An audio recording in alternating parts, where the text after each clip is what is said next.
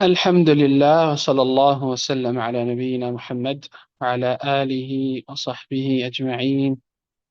رب اشرح لي صدري ويسر لي أمري واحلل عقدة من لساني يفقه قولي.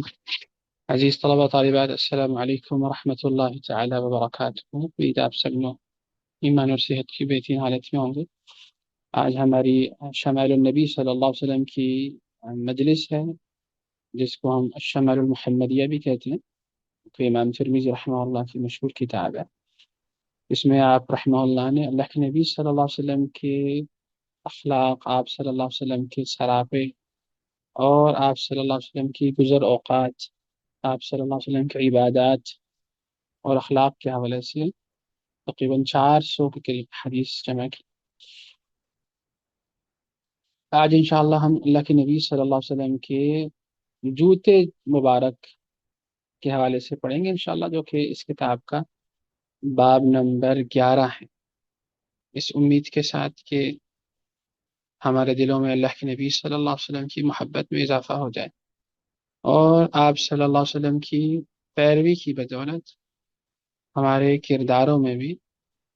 بلندی پیدا ہو، اور اللہ تعالی ہم سے راضی ہو جائے، اور ہمارا یہاں جمع ہونا محض اپنے فضل سے قبول فرمائے، اور ہمیں علم نافع اور عمل صالح عطا فرمائے.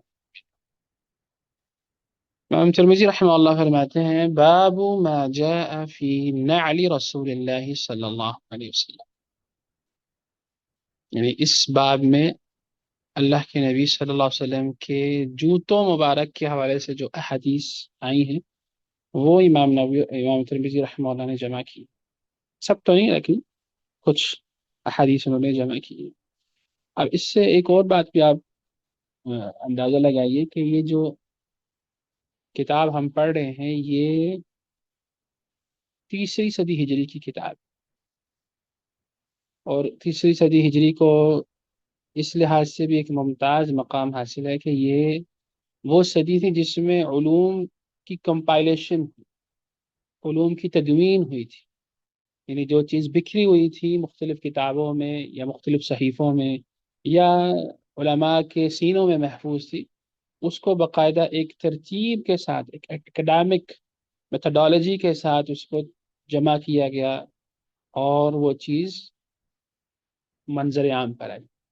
صحیح؟ اس لیے اس کے لیے ہم تدوین کا لفظ استعمال کرتے ہیں، یعنی جو چیز بکھری ہوئی اس کو جمع کیا گیا. ایسا نہیں ہے کہ جیسے کہ بعض لوگ کہتے ہیں کہ حدیث تو اللہ کے نبی صلی اللہ علیہ وسلم کے 200 سال بعد، 300 سال بعد جا کے جمع ہوتی. ایسا بالکل بھی نہیں ہے، یہ ان کی اپنی جہالت پر مبنی بات ہوتی ہے. اللہ کے نبی صلی اللہ علیہ وسلم کی احادیث آپ صلی اللہ علیہ وسلم کے زمانے سے ہی لکھی جانا شروع ہو گئی تھی. صحابہ کرام لکھا کرتے تھے اس کو، بعض صحابہ کرام کے اپنے صحیفے، اپنے اسکرپٹس موجود تھے، اور یہ چیز چلتی رہی یہاں تک کہ پہلی صدی ہجری میں آپ صلی اللہ علیہ وسلم کی وفات کے بعد بھی علماء نے اپنی چھوٹے چھوٹے صحیفے مرتب کیے، خاص طور پہ تابعین کے زمانے میں، اور پھر پہلی صدی ہجری میں بھی، دوسری صدی ہجری میں بھی. جیسے کہ ہمارے سامنے مشہور مشہور بکس ہیں. موطا امام مالک دوسری صدی ہجری کی کتاب ہے، وہ ہمارے پاس موجود ہیں. اور اس سے پہلے کی بھی المصنف ہے عبد الرزاق کی، اس سے پہلے جائیں معمر کی الجامع ہے. تو تیسری صدی ہجری میں یہ کام بہت زیادہ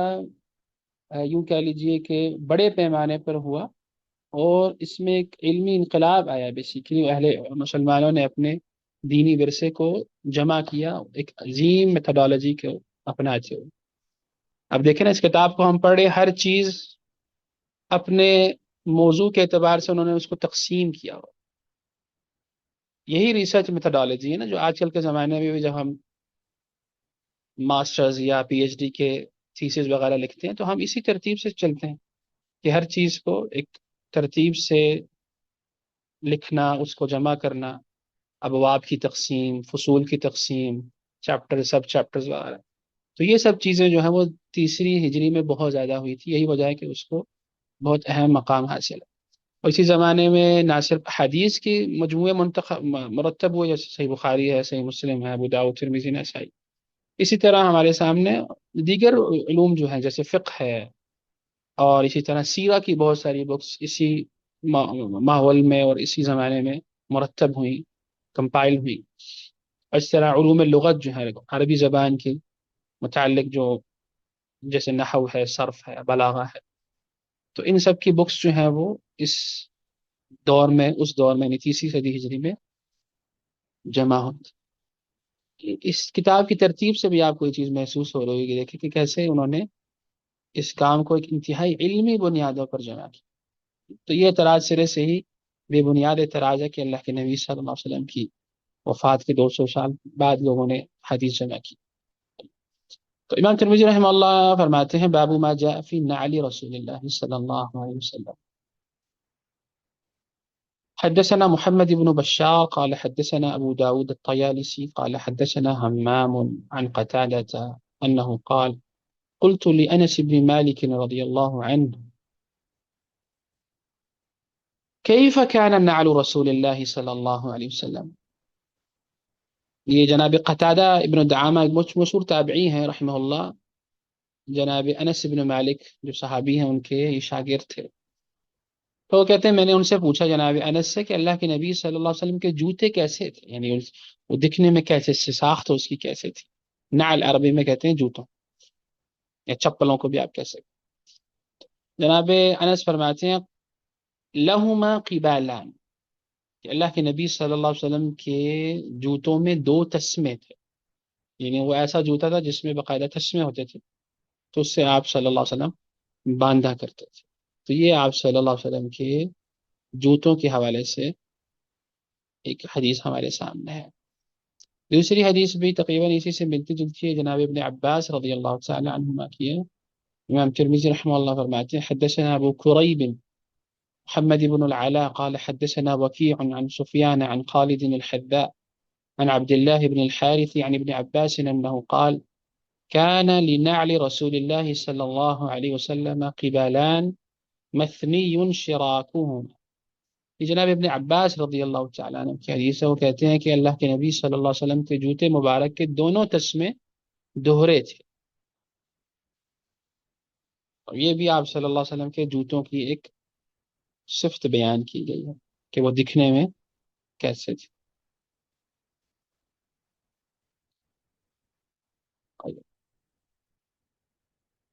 شراک جو ہے وہ عربی میں تسمے کو کہتے ہیں جو جوتوں میں استعمال ہوتا ہے. اگلی حدیث دیکھیے جناب انسی کی ہے یہ بھی. امام ترمذی رحمہ اللہ فرماتے ہیں حدثنا احمد بن منیع قال حدثنا ابو احمد الزبیری انه قال حدثنا عیسی بن طہمان قال اخرج الینا انس بن مالک نعلین جرداوین. عیسی بن طہمان ایک تابعی ہیں، وہ فرماتے ہیں کہ جناب انس بن مالک رضی اللہ تعالیٰ عنہ نے ہمیں 2 جوتے نکال کر دکھائے اپنے پاس سے، اپنے سامان میں سے، جرداوین جن پر بال نہیں تھے، یعنی وہ ایک چمڑا ایسا تھا کہ جس پہ بال نہیں تھے، بالکل صاف ستھرا تھا. لہما قبالان، اور ان کے دونوں تسمے بھی تھے، ان دونوں جوتوں کے اندر 2 تسمے تھے. قال فحدثني ثابت بعد عن انس انهما كانتا لنعلي النبي صلی اللہ علیہ وسلم.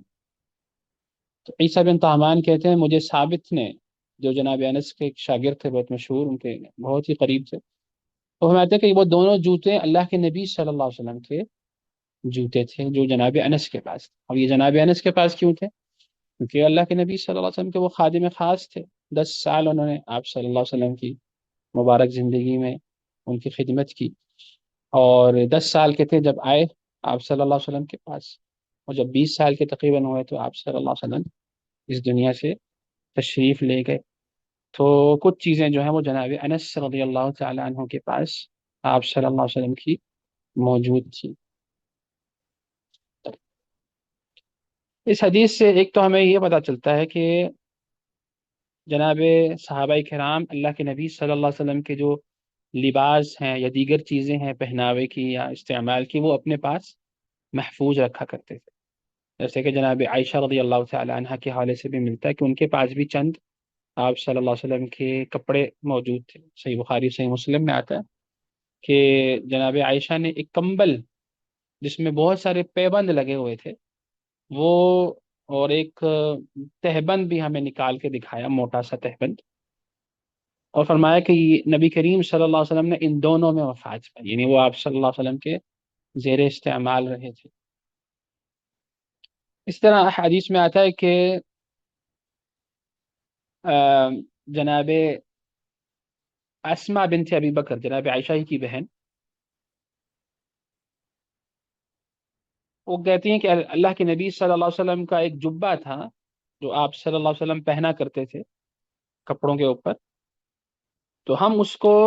دھو کر بغرض شفا مریضوں کو پلاتے تھے، یعنی اس سے جو ہے وہ ہم تبرک حاصل کیا کرتے تھے اللہ کے نبی صلی اللہ علیہ وسلم کے جبے مبارک سے۔ تو اس سے ہمیں پتہ چلتا ہے کہ جناب صحابہ کرام کی اپنے نبی صلی اللہ علیہ وسلم سے اتنی محبت تھی کہ وہ آپ صلی اللہ علیہ وسلم کے جو استعمال کی چیزیں ہیں ان کو بھی اپنے پاس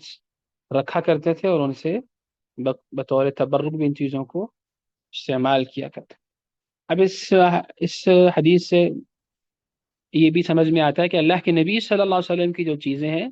وہ سب کی سب باعث برکت تھی، ان کے اندر اللہ رب العزت نے برکت رکھی ہوئی تھی، یہی وجہ ہے کہ صحابہ کرام ان چیزوں سے باقاعدہ برکت حاصل کیا کرتے تھے، جیسے کہ ابھی ہم نے پڑھا کہ آپ صلی اللہ علیہ وسلم کے جبے کو وہ باقاعدہ دھو کے مریضوں کو بھی پلاتے تھے۔ تو اس سے یہ نہیں سمجھنا چاہیے کہ ہر شخص جو آپ صلی اللہ علیہ وسلم کے بعد آئے یا جو صالح ہو اس کے کپڑوں میں یا اس کی چیزوں میں برکت ہے، یہ چیز صرف اللہ کے نبی صلی اللہ علیہ وسلم کی ذات خاص تھی، کیونکہ کسی اور کے متعلق تو ہمیں نہیں معلوم کہ وہ اس کے اندر کوئی برکت اللہ نے رکھی ہے یا نہیں رکھی، صحیح؟ تو یہ چیز صرف اور صرف نبی کریم صلی اللہ علیہ وسلم کے ساتھ تھی۔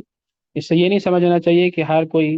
اہ، معاشرے کے اندر جو مشہور ہے کہ اولیاء ہیں اور مختلف لوگ ہیں جو اپنے استعمال شدہ چیزوں کو لوگوں کو دے دیتے ہیں، تو یہ چیز جو ہے وہ درست نہیں ہے، ان میں شفا سمجھنا یا ان کو متبرک سمجھنا یہ دلیل کا محتاج ہے۔ اور یہی وجہ ہے کہ اللہ کے نبی صلی اللہ علیہ وسلم کے صحابہ نے یہ کام صرف اور صرف آپ صلی اللہ علیہ وسلم کی چیزوں کے ساتھ کیا، کسی اور کی چیزوں کے ساتھ نہیں کیا۔ طيب اسی کے ساتھ ساتھ اس سے ہمیں یہ پتہ چلتا ہے کہ اللہ کے نبی صلی اللہ علیہ وسلم کی مبارک زندگی کس قدر سادہ زندگی تھی، یعنی آپ صلی اللہ علیہ وسلم کے چپلوں کے بارے میں، جوتوں کے بارے میں جو بات صحابہ کرام بتا رہے ہیں، انس ہیں، جناب ابو ہریرہ ہیں، جناب عائشہ ہیں، وہ کس قدر سادگی کی زندگی گزارتے تھے صلی اللہ علیہ وسلم۔ طيب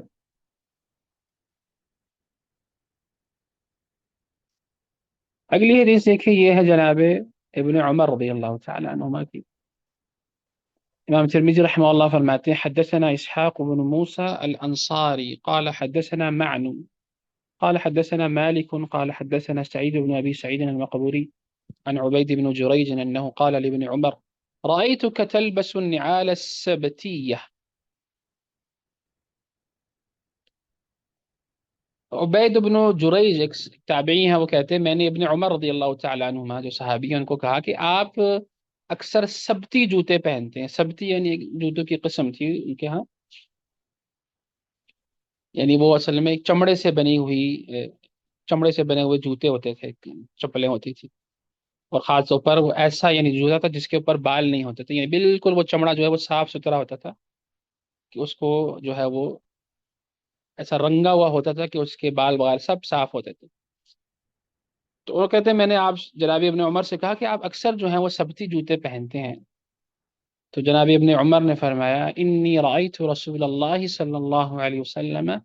يلبس النعال التي ليس فيها شعر ويتوضأ فيها فأنا أحب أن ألبسها۔ تو ان کی وجہ انہوں نے بتائی کہ میں نے اللہ کے نبی صلی اللہ علیہ وسلم کو ایسے جوتے پہنتے ہوئے دیکھا ہے کہ جن پر بال نہیں تھے، یعنی وہ سبتی جوتے،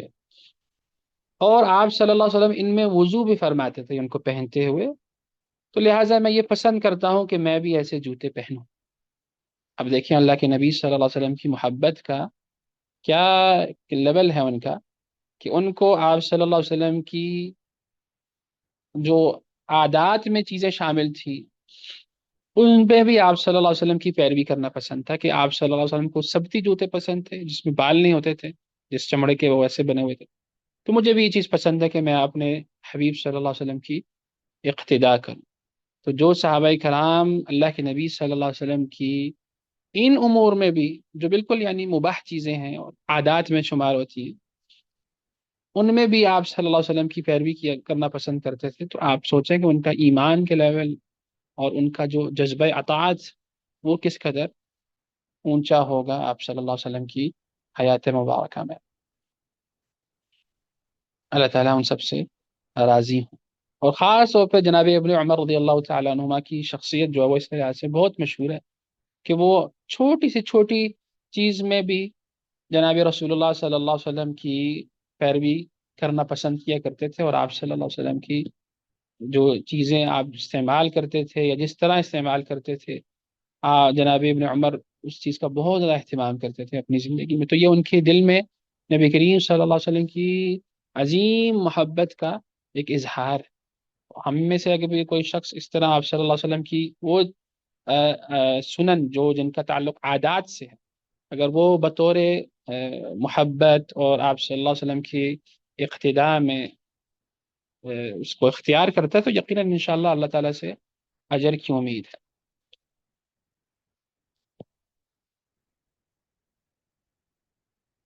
طيب، اگلی حدیث بھی جناب رسول اللہ صلی اللہ علیہ وسلم کے جوتوں کے حوالے سے ہے۔ یہ جناب ابو ہریرہ رضی اللہ تعالی عنہ کی حدیث ہے۔ وہ فرماتے ہیں امام ترمذی حدثنا اسحاق بن منصور قال حدثنا عبد الرزاق عن معمر عن ابن ابي ذئب عن صالح مولى التوأمة عن ابي هريرة رضي الله عنه انه قال كان لنعل رسول الله صلى الله عليه وسلم قبالان۔ جناب ابو ہریرہ فرماتے ہیں اللہ کے نبی صلی اللہ علیہ وسلم کے جوتوں کے دو تسمے تھے، یعنی یہ تقریباً وہی بات ہے جو پہلے بھی گزر چکی ہے جناب انس رضی اللہ تعالی عنہ کی حدیث میں۔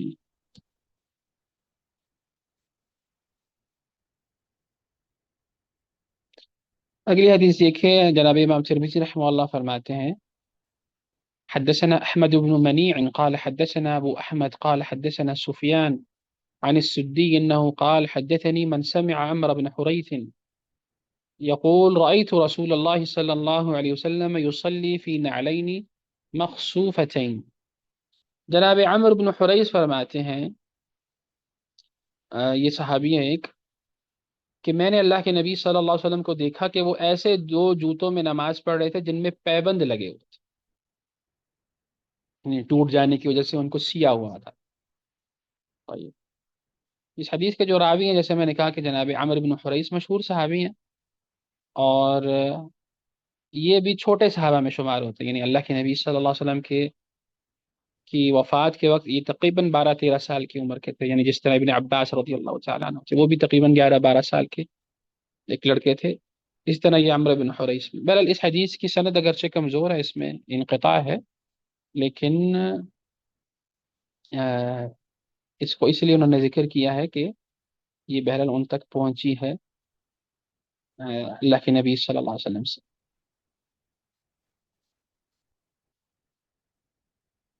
طيب، اگلی حدیث دیکھیں جناب ابو ہریرہ رضی اللہ تعالی عنہ کی، وفرماته إمام الترمذي حدثنا إسحاق بن موسى الأنصاري قال حدثنا معن قال حدثنا مالك عن ابن الزناد عن الأعرج عن أبي هريرة رضي الله عنه أن رسول الله صلى الله عليه وسلم قال لا يمشي أحدكم في نعل واحدة لينعلهما جميعا أو ليحفيهما جميعا۔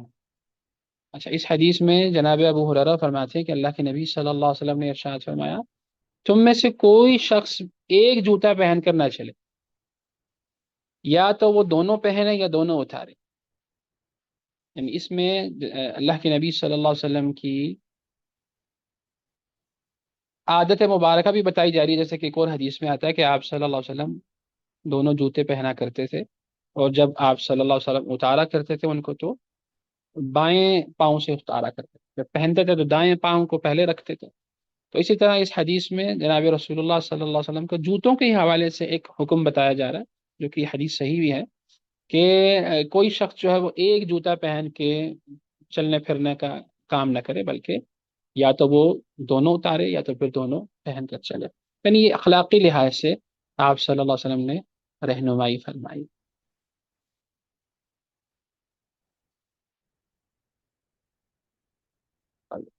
اور یقیناً اس سے جو ہے وہ پاؤں کی حفاظت بھی ہوتی ہے، اگر خدا نخواستہ اس کو ایک پاؤں میں یقیناً ایک پاؤں کو اگر اس نے محفوظ کیا ہوا ہے کسی کانٹے وغیرہ سے یا کوئی اور اذیت دینے والی چیز سے، تو اس کے لیے ضروری ہے کہ وہ اپنے دوسرے پاؤں کو بھی اسی طرح حفاظت کرے، اس کے اندر کوتاہی نہ کرے، اور اللہ رب العزت کی جو دی ہوئی نعمت ہے اس کی حفاظت کرے۔ تو اس کے اندر یہ پہلو بھی موجود ہے کہ ہمیں اللہ رب العزت کی دی ہوئی نعمتوں کی حفاظت کرنی ہے اور اس کا خیال رکھنا ہے، اور بالکل بھی سستی نہیں دکھانی اس لحاظ سے۔ اور بعض علماء یہ کہتے ہیں کہ یہ بعض اوقات لوگوں کی مطلب جو بعض لوگ جو ہے وہ اس سے ایک قسم کی شہرت بھی طلب کیا کرتے تھے، یعنی ایسی کوئی چال اپنانا جس سے لوگوں کی نظریں ان کے اوپر اٹھیں، تو یہ بھی درست نہیں ہے۔ اس قسم کا عمل کرنا، اس سے بچنا چاہیے، جو لوگوں کی نظریں آپ کے اوپر اٹھائیں، وہ بار بار آپ کو مڑ مڑ کے دیکھیں۔ اور دیکھیں سبحان اللہ، ہمارے معاشرے میں ایسے بہت سارے کام ہوتے ہیں کہ جس میں لوگ دوسروں کی توجہ حاصل کرنے کے لیے کام کریں، ایسے لباس پہنیں گے، ایسی ایسی چال اپنائیں گے، ایسے اسٹائل اپنائیں گے کہ لوگ حیران ہو کے بار بار ان کی طرف دیکھیں۔ تو یہ چیز ویسے بھی ہمارے دین میں منع کی گئی ہے، لباس الشہرہ جس کو ہم کہتے ہیں۔ ایسا کوئی بھی کام کرنا جس سے لوگوں کی نظریں آپ کی طرف اٹھیں اور مختلف لگیں آپ دوسروں سے، اس چیز سے منع کیا گیا۔ اور یہ انسان کے کردار پر یعنی ایک یعنی حرف آنے والی بات ہے، اور خود اس کا وہ دروازہ کھولتا ہے جو شخص ایسا کرتا ہے۔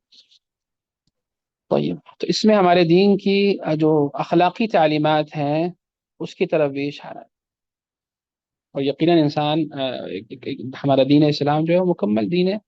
فطرت ہے، اخلاقیات کے عظیم امور ہمیں سکھانے والا ہے، ہمیں اس کا اہتمام کرنا ہے۔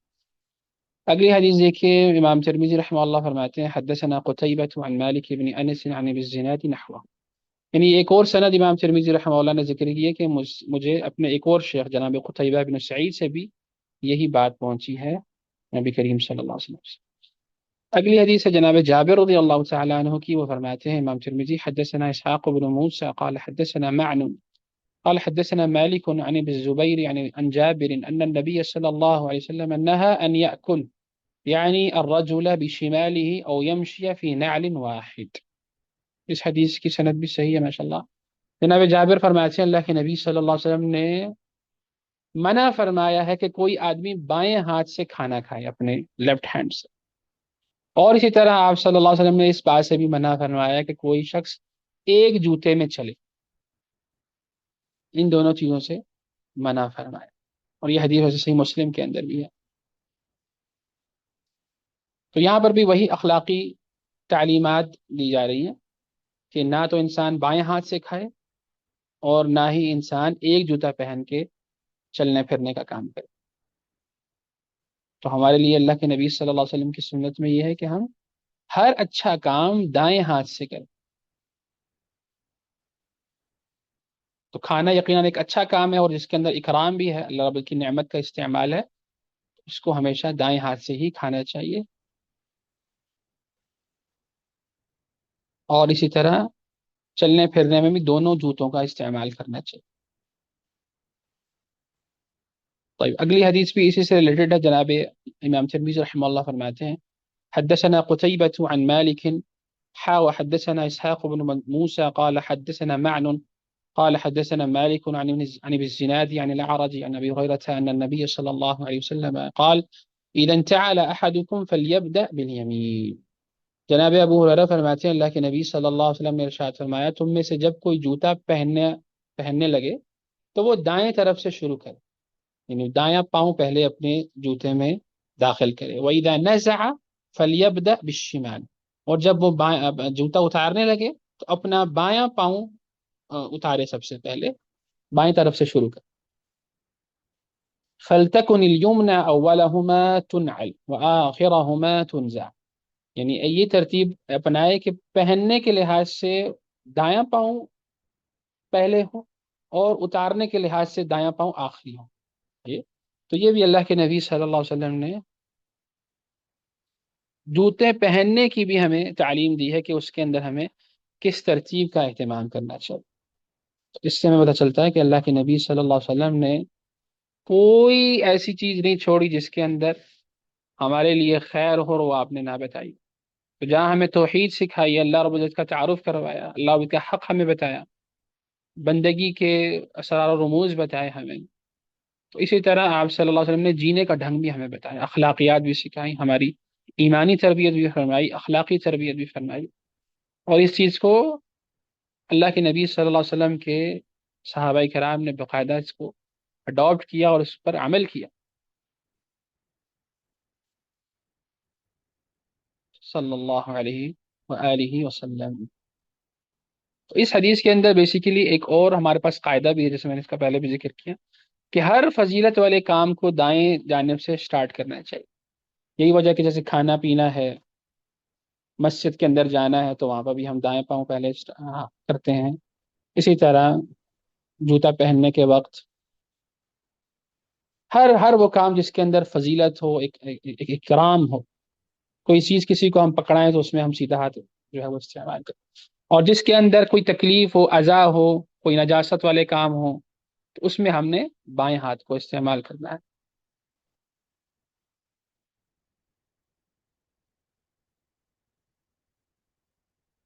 اور اس چیز کو اگر آپ دیکھیں تو امام نبی رحمہ اللہ نے اپنی کتاب جو ریاض الصالحین ہے،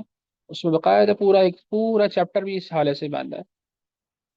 کہ جو کام جو ہے وہ دائیں طرف سے کرنے والے ہیں اور جو کام بائیں طرف سے کرنے والے ہیں، اس پہ انہوں نے بہت بہت ساری حدیث بھی جمع کی ہیں، وہاں سے بھی آپ اس کو مزید پڑھ سکتے ہیں۔ طیب اگلی حدیث دیکھیے ہمارے پاس جناب عائشہ رضی اللہ تعالیٰ عنہ کی، اس کے اندر بھی اللہ کے نبی صلی اللہ علیہ وسلم کی ایک عادت مبارکہ کے حوالے سے بات ہے۔ امام ترمذی رحمہ اللہ فرماتے ہیں حدثنا ابو موسى محمد بن المثنى قال حدثنا محمد بن جعفر قال حدثنا شعبة قال حدثنا أشحس هو ابن أبي الشعثاء عن أبيه عن مسروق عن عائشة رضي الله عنها أنها قالت كان رسول الله صلى الله عليه وسلم يحب التيمن ما استطاع في ترجله وتنعله وطهوره۔ جناب عائشہ رضی اللہ تعالی عنہ فرماتی ہیں کہ اللہ کے نبی صلی اللہ علیہ وسلم کو کنگھی فرماتے ہوئے اور اسی طرح جوتا پہننے کے وقت اور وضو کرنے میں حتی الامکان دائیں طرف سے آپ ان چیزوں کو شروع کرنا پسند فرمایا کرتے ہیں۔ یعنی ایک تو یہ کہ آپ صلی اللہ علیہ وسلم ہر کام میں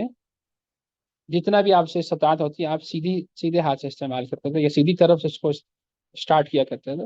اور خاص طور پر جناب عائشہ نے پھر 3 ایگزامپلس بھی دی کہ اس میں آپ صلی اللہ علیہ وسلم جب جوتا پہننا چاہ رہے ہوتے، ترجل جس کو ہم سوری ترجل کہتے ہیں، کنگھی کرنے، جب آپ صلی اللہ علیہ وسلم کنگھی کرنا چاہتے تب بھی آپ اپنے دائیں ہاتھ سے اور دائیں طرف سے کیا کرتے تھے اس کو۔ اسی طرح جب آپ کوئی جوتا پہننے لگیں، تنعل جس کو ہم کہتے ہیں، اس وقت بھی آپ سیدھے پاؤں سے سٹارٹ کیا کرتے تھے، اور اسی طرح جب آپ صلی اللہ علیہ وسلم طہارت حاصل کیا کرتے تو وضو فرمایا کرتے تھے، تب بھی آپ صلی اللہ علیہ وسلم دائیں ہاتھ سے ہی سٹارٹ کیا کرتے تھے۔ تو یہ آپ صلی اللہ علیہ وسلم کی عادت مبارکہ کے حوالے سے بیان کیا جا رہا ہے، اور یہ اسلام کا جو عمومی مزاج بھی ہے اس حوالے سے بھی ہمارے لیے رہنمائی اس کے اندر موجود ہے کہ کس قدر عظیم یہ ہمارا دین ہے، کہ جو ہمیں پاکیزگی، صفائی ستھرائی اور اخلاقی پہلوؤں کو بھی واضح کرتا ہے، اور اس سے ہمیں مکمل طور پر اس چیز کا ادراک ہوتا ہے کہ اللہ کے نبی صلی اللہ علیہ وسلم رحمت للعالمین تھے، کہ آپ صلی اللہ علیہ وسلم تمام جہانوں کے لیے رحمت بنا کے بھیجے گئے۔ آپ نے لوگوں کے دلوں کو بھی بدلا اور ان کے زندگی گزارنے کے ڈھنگ کو بھی درست کیا، اور ان کو جو ہے وہ تہذیب اور تمدن سکھایا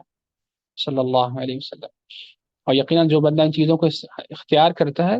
تو وہ آپ صلی اللہ علیہ وسلم کے دین کو ہی فالو کرنے والا ہے، اور ہر مسلمان کی یہ ذمہ داری ہے کہ وہ ان چیزوں پر عمل کرے اور ان چیزوں کو اختیار کرے، ان چیزوں کو سیکھے اور آگے سکھائے۔ اور یہ آگے حدیث دیکھیے جناب ابو ہریرہ رضی اللہ تعالیٰ عنہ کی ہے۔ امام ترمذی رحمہ اللہ فرماتے ہیں حدثنا محمد بن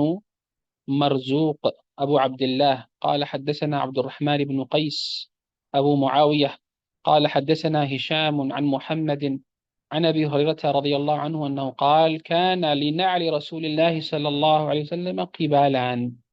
جناب ابو ہریرہ فرماتے ہیں اللہ کے نبی صلی اللہ علیہ وسلم کے جوتے مبارک میں 2 تسمے تھے، و ابی بکر و عمر،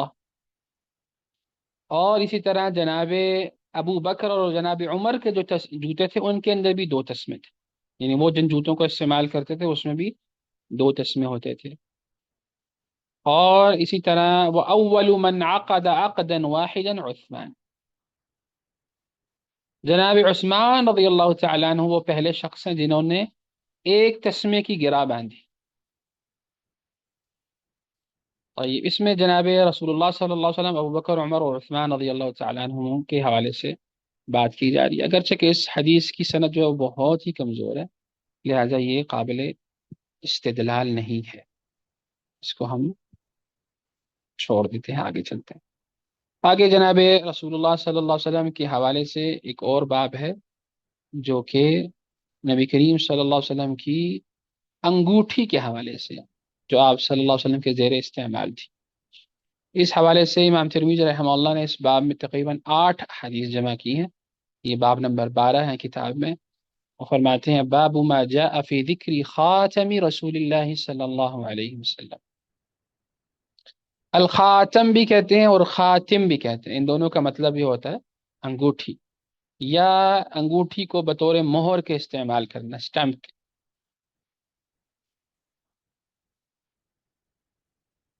اور جس کی جمع ہے خواتم یا خواتین۔ اس چیپٹر میں امام ترمذی رحمہ اللہ نے ان حدیث کو جمع کیا جس میں اللہ کے نبی صلی اللہ علیہ وسلم کے انگوٹھی کے حوالے سے بات بیان کی گئی۔ پہلی حدیث ہے جناب انس رضی اللہ تعالیٰ عنہ کی، جو کہ آپ صلی اللہ علیہ وسلم کے خادم خاص تھے، اور آپ صلی اللہ علیہ وسلم کی جو گھریلو چیزیں ہیں، آپ صلی اللہ علیہ وسلم کے زیر استعمال چیزیں ہیں، ان کے حوالے سے یقیناً وہ باقیوں سے بہت زیادہ بہتر جانتے تھے، کیونکہ وہ آپ صلی اللہ علیہ وسلم کے ساتھ ہی رہا کرتے تھے، اور بہت ساری چیزوں کی آپ صلی اللہ علیہ وسلم نے ان کو ذمہ داری بھی دی ہوئی تھی سنبھالنے کی، بطور غلام، چونکہ وہ آپ صلی اللہ علیہ وسلم کی چیزوں کی دیکھ بھال بھی کیا کرتے تھے، اور یقیناً آنا جانا روزانہ کا آپ صلی اللہ علیہ وسلم کی مجلسوں میں بیٹھنا، ان کے قدموں میں بیٹھنا، تو اس سے آپ صلی اللہ علیہ وسلم کی زیر استعمال چیزوں کی، ان کی ساخت کی، ان کا اسٹرکچر کی بہت زیادہ معلومات جناب انس رضی اللہ تعالیٰ عنہ کے پاس تھی۔ امام ترمذی رحمہ اللہ فرماتے ہیں حدثنا قتيبة بن سعيد وغير واحد عن عبد الله بن وهب عن يونس عن ابن شهاب عن انس بن مالك انه قال كان خاتم النبي صلى الله عليه وسلم من ورق وكان فصه حبشيا۔ جناب انس فرماتے ہیں اللہ کے نبی صلی اللہ علیہ وسلم کی جو انگوٹھی مبارک تھی وہ چاندی کی بنی ہوئی تھی، ورق عربی میں کہتے ہیں چاندی، اور اس کا نگینہ جو اس کے اوپر جو پتھر سا لگا ہوا تھا وہ حبشی پتھر تھا، یعنی مملکت حبشہ کی کا بنا ہوا تھا، اس کی طرف اس کی نسبت تھی۔ یہ حدیث صحیح بھی ہے، بلکہ یہ صحیح بخاری کی بھی، صحیح مسلم کے اندر بھی یہ حدیث موجود ہے۔ طيب اس میں اللہ کے نبی صلی اللہ علیہ وسلم کی انگوٹھی کی ساخت بیان کی گئی ہے کہ وہ ایک تو چاندی کی تھی، تو اس لحاظ سے ہمیں یہ پتہ چلتا ہے کہ چاندی جو ہے وہ مرد حضرات استعمال کر سکتے ہیں، اللہ کے نبی صلی اللہ علیہ وسلم نے خود بھی استعمال کیا ہے۔ لیکن جہاں تک بات ہے سونے کی یا اسی طرح اس قسم کی جو دیگر دھاتیں ہیں ان کو استعمال کرنا درست نہیں ہے، جیسے کہ حدیث میں آیا ہے۔ اور اس کے علاوہ بھی یہ بات بھی ذہن میں رکھیں کہ اللہ کے نبی صلی اللہ علیہ وسلم نے جو یہ چاندی کی انگوٹھی بنوائی تھی، جس کو استعمال کیا تھا، یہ دراصل آپ صلی اللہ علیہ وسلم نے مہر کے لیے استعمال فرمائی تھی، یعنی بطور اسٹمپ آپ صلی اللہ علیہ وسلم نے اس کو اپنے پاس رکھا ہوا تھا، خاص طور پر جب 6 ہجری کے اندر صلح حدیبیہ کے بعد جب آپ صلی اللہ علیہ وسلم نے مختلف بادشاہوں، عمراء، حکمرانوں کو خطوط لکھے دعوتی، اس وقت آپ صلی اللہ علیہ وسلم کو کہا گیا کہ بہت سارے جو حکمران وغیرہ ہیں، عمراء ہیں، یہ بغیر سٹمپ کے، بغیر مہر کے، کوئی اگر ان کے پاس کوئی خط پہنچے اس کو وہ قبول نہیں کرتے، تو یہ ایک سفارتی آداب میں بھی یہ چیز شامل تھی، تو آپ صلی اللہ علیہ وسلم نے پھر یہ انگوٹھی بنوائی تھی۔ تو وہ چاندی کی تھی، اور اس کے اندر جو نگ لگا ہوا تھا، نگینہ، وہ حبشہ کا یا حبشہ سے آیا ہوا وہاں کا ایک پتھر تھا، اور یقیناً اس کا رنگ جو ہے وہ کالا رنگ تھا۔ واللہ اعلم بالصواب. اگلی حدیث دیکھیے جناب ابن عمر رضی اللہ تعالی عنہما کی حدیث ہے. وہ فرماتے ہیں، امام ترمذی رحمہ اللہ فرماتے ہیں، حدثنا قتيبة قال حدثنا ابو عوانة عن ابي بشر النافع عن ابن عمر رضي الله عنهما ان النبي صلى الله عليه وسلم اتخذ خاتما من فضة فكان يختم به ولا يلبسه. قال ابو عیسی ابو بشر اسمه جعفر بن وحشیہ. جناب ابن عمر فرماتے ہیں کہ اللہ کے نبی صلی اللہ علیہ وسلم نے چاندی کی ایک انگوٹھی بنوائی جو آپ صلی اللہ علیہ وسلم جس کے ذریعے مہر لگاتے تھے. فَكَانَ يَخْتِمُ بِهِ وَلَا يَلْبَسُ، اور اسے آپ صلی اللہ علیہ وسلم پہنتے نہیں تھے. بہرحال یہ جو پہنتے نہیں تھے اس کا مراد علماء نے یہ لی ہے کہ آپ صلی اللہ علیہ وسلم اس کو ہمیشہ سے نہیں پہنے رکھتے تھے، یعنی آپ صلی اللہ علیہ وسلم اس کو کبھی کبھی پہنا کرتے تھے، اور خاص طور پر جب آپ صلی اللہ علیہ وسلم نے اس کو بطور مہر استعمال کرنا ہو تو استعمال فرماتے تھے. ادروائز یعنی یہ ایسا نہیں ہے کہ آپ صلی اللہ علیہ وسلم اس کو ہمیشہ ہی اپنے ہاتھ میں پہنا رکھتے تھے. واللہ اعلم بالصواب.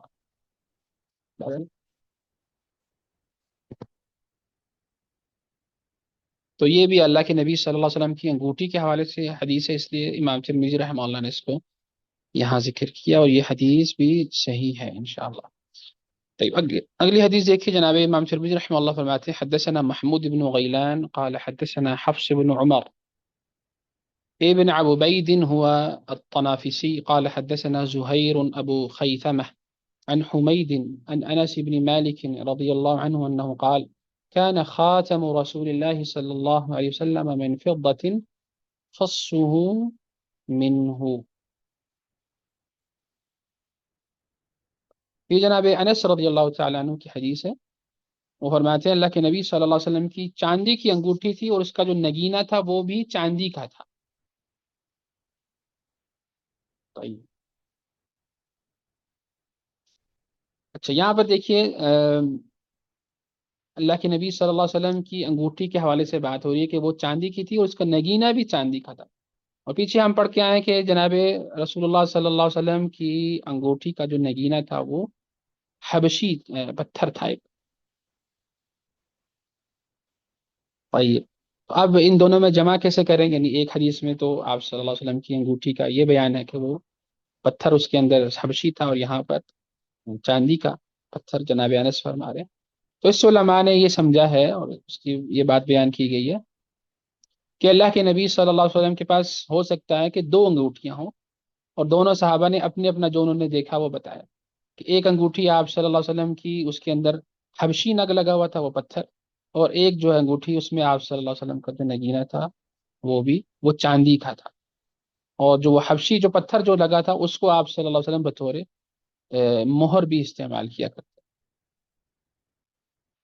اور جو یہ چاندی کی انگوٹھی تھی اس کو آپ صلی اللہ علیہ وسلم جو ہے وہ ہمیشہ نہیں پہنتے تھے بلکہ کبھی کبھی پہنا کرتے تھے. اللہ اعلم الصواب.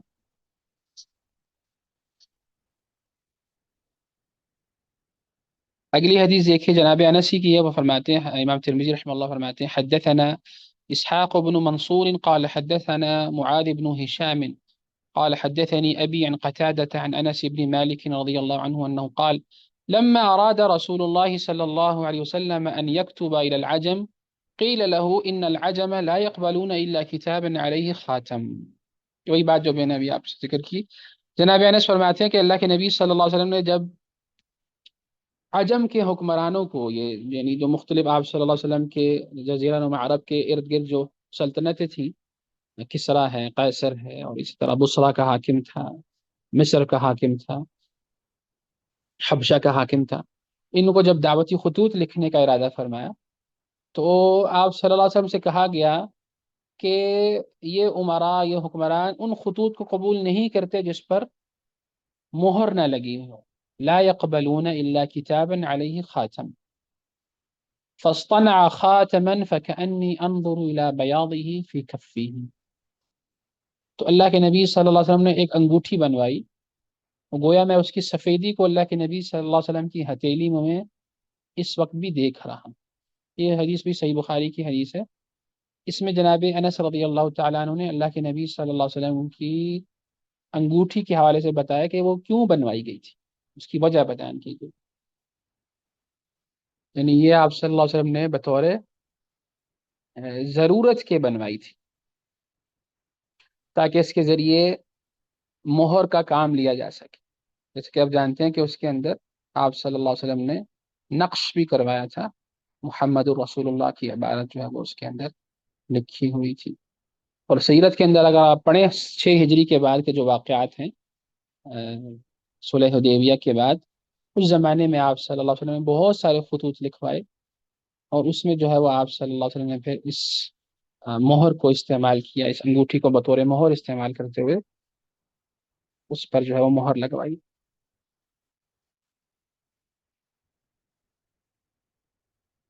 اور جو انس رضی اللہ تعالیٰ عنہ کی یہ بات ہے کہ گویا میں ابھی بھی دیکھ رہا ہوں آپ صلی اللہ علیہ وسلم کے ہاتھ میں،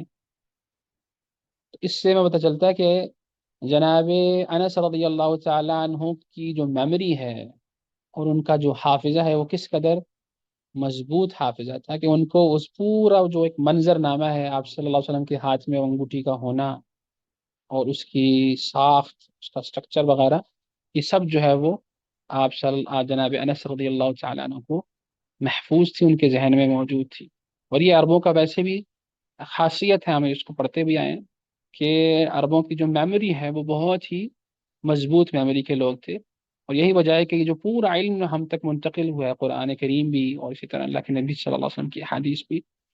اس کا بہت بڑا ذریعہ جو ہے وہ یہ حفظ کے ذریعے سینہ بسینہ منتقل ہوا ہے، لوگوں نے اس کو بیان کیا ہے. اور سبحان اللہ، اللہ کے نبی صلی اللہ علیہ وسلم کو جو نبوت سے سرفراز کیا گیا عرب کے اندر، تو اس کی یہ وجہ بھی بعض علماء نے لکھی ہے، کیونکہ ان کی بہت ساری کوالٹیز کے اندر ایک یہ کوالٹی بھی ان کے اندر ہے کہ حافظے کے لحاظ سے یہ لوگ بہت ہی مضبوط ہیں، جو ان کی اس معاملے میں ان کی مدد دی اسلام کو. اسلام نے ان کے حوالے سے بہت فائدہ اٹھایا، اور اسلامی تعلیمات جو ہے وہ ان کے ذریعے پھیلتی گئی. طيب اللہ تعالیٰ ان سب سے راضی ہوں. طيب دیگر احادیث میں آگے بھی انشاءاللہ آئے گی کہ اس کے اندر کیا لکھا ہوا تھا. امام ترمذی رحمہ اللہ فرماتے ہیں حدثنا محمد بن يحيى قال حدثنا محمد بن عبد الله الأنصاري قال حدثني أبي عن ثمامة عن أنس بن مالك رضي الله عنه أنه قال كان نقش خاتم رسول الله صلى الله عليه وسلم محمد سطر ورسول سطر والله سطر. یعنی جناب انس فرماتے ہیں اللہ کے نبی صلی اللہ علیہ وسلم کی انگوٹھی کے اوپر جو نقش تھا، یعنی جو اسٹیٹمنٹ لکھی ہوئی تھی وہ یہ تھی، ایک سطر میں، ایک لائن میں محمد، دوسری لائن میں رسول، اور تیسری لائن میں اللہ. تو یعنی یہ کیا بن جاتا ہے؟ محمد رسول اللہ. تو یہ اسٹیٹمنٹ جو ہے وہ اللہ کے نبی صلی اللہ علیہ وسلم نے اپنی انگوٹھی پر لکھوائی تھی، اور اسی کو آپ صلی اللہ علیہ وسلم پھر بطور مہر بھی استعمال کرتے.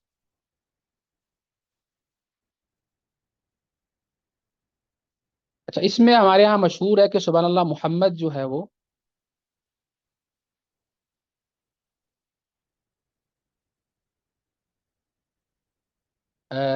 سب سے اوپر لکھا ہوا تھا، بلکہ بعض حدیث کے اندر آتا ہے کہ محمد جو ہے وہ لاسٹ سطر میں تھا، لاسٹ لائن میں، رسول بیچ میں، اور اللہ سب سے اوپر لکھا ہوا. نہیں تو اس کو یوں پڑھا جاتا تھا محمد رسول اللہ، نیچے کی طرف سے اوپر، نہیں نیچے سے اوپر کی طرف آتے.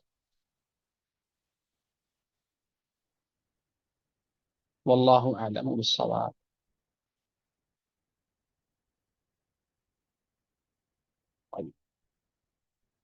اگلی حدیث دیکھیے، جناب انس ہی کی ہے یہ بھی. حدثنا نصر، امام ترمذی رحمہ اللہ فرماتے ہیں حدثنا نصر بن علی الجهضمي ابو عمرو قال حدثنا نوح ابن قيس عن خالد بن قيس عن قتادة عن انس بن مالك رضي الله عنه ان النبي صلى الله عليه وسلم كتب الى كسرى وقيصر والنجاشي فقيل له انهم لا يقبلون كتابا الا بخاتم،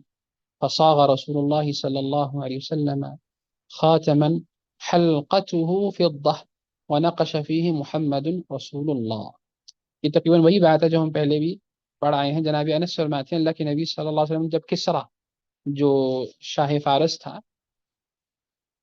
پرشین امپائر کا جو حکمران تھا، جس کو کسرا کہا جاتا ہے لقب، اور اسی طرح قیصر جو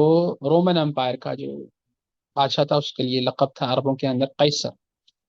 ہرکلس جس کو ہم کہتے ہیں، اور نجاشی جو حبشہ کے بادشاہ کا لقب تھا، ان تینوں کا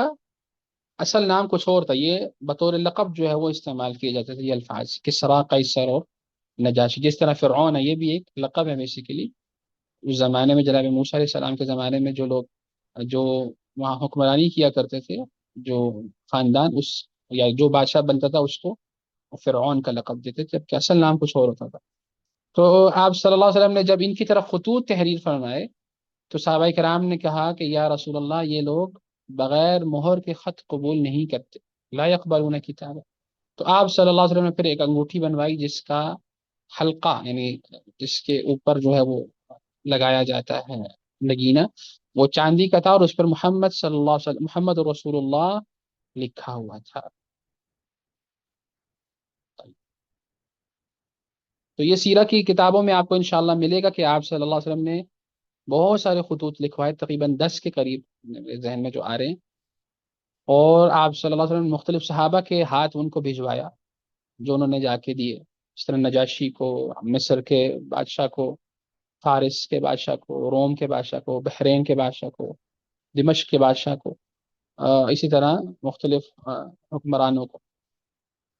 اس کے حوالے سے مختلف بکس بھی ہیں، آپ چاہیں تو اس کو بھی پڑھ سکتے ہیں، جس میں آپ صلی اللہ علیہ وسلم کے ان خطوط کو جمع کیا گیا ہے۔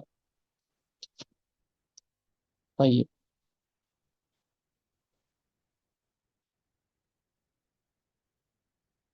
اگلی حدیث دیکھیے، اللہ کے نبی صلی اللہ علیہ وسلم اب کی جو انگوٹھی ہے اس کے ساتھ آپ صلی اللہ علیہ وسلم کا کیسا تعامل ہوتا تھا، کیا یعنی اس کو استعمال کا طریقہ بتایا گیا ہے۔ امام ترمذی رحمہ اللہ فرماتے ہیں حدثنا اسحاق بن منصور قال حدثنا سعيد بن عامر والحجاج بن منهال عن همام عن ابن جريج عن الزهري عن انس انه ان النبي صلى الله عليه وسلم كان اذا دخل الخلاء نزع خاتمه، کہ جناب انس فرماتے ہیں اللہ کے نبی صلی اللہ علیہ وسلم جب بیت الخلاء میں داخل ہوتے، یعنی قضاء حاجت کے لیے یا جایا کرتے، تو آپ اپنی انگوٹھی ہیں اس کو اتار لیا کرتے۔ اچھا، اس حدیث کی سند کمزور ہے، ویسے ضعیف ہے، لیکن عمومی طور پر دیگر حدیث سے اور اسلام کے جو تعلیمات ہے اس سے ہمیں یہ پتہ چلتا ہے کہ جو اللہ رب العزت کا نام ہے، اس قسم کی جو چیز اگر انسان کے پاس موجود ہے، تحریری طور پر ہو یا انگوٹھی میں مثلا لکھا ہوا کوئی نقش وغیرہ، تو اس کو اہتمام کرنا چاہیے کہ وہ ایسی جگہوں پر نہ لے کے جائے جو جس میں جو ہے وہ تعظیم کم ہوتی ہو۔ اسی لیے عمومی طور پر انسان کو اللہ رب کے نام کی تعظیم کرتے ہوئے ایسی کوئی تحریر وغیرہ کوئی چیز جو ہے وہ اپنے ساتھ ان مقامات پر نہیں لے کے جانی چاہیے، اللہ رب العزت کے نام کی عظمت کی وجہ سے، اس کے احترام کی وجہ سے۔ آخری حدیث اس چیپٹر کی، اس پہ ہم انشاءاللہ اپنی بات کا اختتام بھی کریں گے۔ امام ترمذی رحمہ اللہ فرماتے ہیں حدثنا اسحاق بن منصور قال حدثنا عبد الله بن نمير قال حدثنا عبيد الله بن عمر عن نافع عن ابن عمر رضي الله عنهما انه قال اتخذ رسول الله صلى الله عليه وسلم خاتما من ورق فكان في يده ثم كان في يد ابي بکر۔ جناب ابن عمر فرماتے ہیں اللہ کے نبی صلی اللہ علیہ وسلم نے جو چاندی کی انگوٹھی بنوائی وہ آپ کے ہاتھ میں ہی رہی، یعنی جب تک آپ صلی اللہ علیہ وسلم اس دنیا میں موجود رہے وہ آپ کے ہاتھ میں ہی رہی، آپ کے انتظام، آپ کے استعمال میں رہی۔ ثم كان في يد ابی بکر، پھر جب جناب ابو بکر خلیفہ بنے تو وہ آپ کے جناب ابو بکر کے ہاتھ میں چلی گئی، یعنی وہ اس کو استعمال کیا کرتے تھے، اپنے پاس رکھتے تھے۔ وَيَدِ عمر، پھر جناب ابو بکر کے بعد جب جناب عمر خلیفہ منتخب ہوئے تو پھر وہ جناب عمر کے پاس چلی گئی۔ ثم كان في يد عثمان، پھر وہ جناب عثمان رضی اللہ تعالیٰ عنہ کے پاس چلی گئی جب وہ خلیفہ منتخب ہوئے۔ حتى وقع في بئر أريس نقشه محمد رسول اللہ، یہاں تک کہ جناب عثمان رضی اللہ تعالیٰ عنہ کے زمانے میں وہ عریس نامی ایک کنویں میں گر گئی تھی جس کا نقش تھا محمد الرسول اللہ، یعنی اس کنویں کا نام تھا عریس۔ اب یہ دیکھیں سبحان اللہ، عربوں کے اندر جو ہے وہ مختلف چیزوں کے نام رکھے جاتے تھے، جیسے لباس کا بھی نام رکھتے تھے وہ لوگ، اپنے تلواروں کے بھی نام رکھتے تھے، گھوڑوں کے بھی نام، یعنی جانوروں کے بھی عمومی طور پہ نام رکھتے تھے، اور یہاں تک کہ کنووں کے بھی نام جو ہے وہ انہوں نے رکھے ہوتے تھے۔ پہچان وغیرہ کے لیے. تو وہ ایک کنواں جو تھا عرب مدینہ کے اندر تھا جس کا نام تھا اریس. تو وہاں جناب عثمان رضی اللہ تعالیٰ عنہ بیٹھے ہوئے تھے ایک بار. تو وہ جناب عثمان رضی اللہ تعالیٰ عنہ نے ایک آدمی کے پاس جو ہے وہ اس کے حوالے کی، اس کو پکڑائی، اور وہ پھر جو ہے وہ اس کے ہاتھ سے گر گئی اس کنویں کے پاس، کنویں کے اندر ہی گر گئی. غالباً ان کا نام معیقیب رضی اللہ تعالیٰ عنہ تھا. وہ غالباً جناب عثمان کے خادم تھے. اور پھر جناب عثمان رضی اللہ تعالیٰ نے بہت اس کو مطلب تلاش بھی کروایا، سارا پانی بھی نکلوایا کنویں کا، لیکن اس کے باوجود پھر وہ نہیں مل سکی اور وہ گم گئی. بہرحال واللہ اعلم بالصواب. تو اس طرح جناب رسول اللہ صلی اللہ علیہ وسلم کی جو مبارک انگوٹھی تھی، اس حوالے سے امام ترمذی رحمہ اللہ نے 11 حدیث جمع کی کہ وہ کیسے اس کی وہ بنائی کیوں گئی تھی، وہ کس طرح کی تھی، وہ دکھتی کیسے تھی، اس کے اوپر کیا لکھا ہوا تھا، اور پھر وہ کس طرح استعمال میں رہی، کس کس کے استعمال میں رہی، اور یہاں تک کہ پھر وہ اللہ رب العزت کی مشیت کے مطابق، اس کے فیصلے کے مطابق پھر وہ کھو بھی گئی. تو یہ چیزیں انہوں نے تقریباً 11 حدیث میں ذکر کی ہیں. اور اس طرح اللہ کے نبی صلی اللہ علیہ وسلم کی مبارک انگوٹھی کے حوالے سے یہ باب جو ہے وہ مکمل ہوتا ہے. اگلا جو باب ہے وہ بھی نبی کریم صلی اللہ علیہ وسلم کی انگوٹھی کے حوالے سے، لیکن اس میں پہننے کے حوالے سے کہ آپ صلی اللہ علیہ وسلم کا معمول کیسا تھا پہننے کے حوالے سے. اس میں تقریباً انہوں نے 9 احادیث جمع کی. انشاءاللہ اس کو ہم اگلی مجلس میں پڑھیں گے باذن اللہ تعالی. یہ تھا ہمارا آج کا درس. سبحانك اللهم وبحمدك نشهد أن لا إله إلا أنت أستغفرك ونتوب إليك. السلام عليكم ورحمة الله تعالى وبركاته.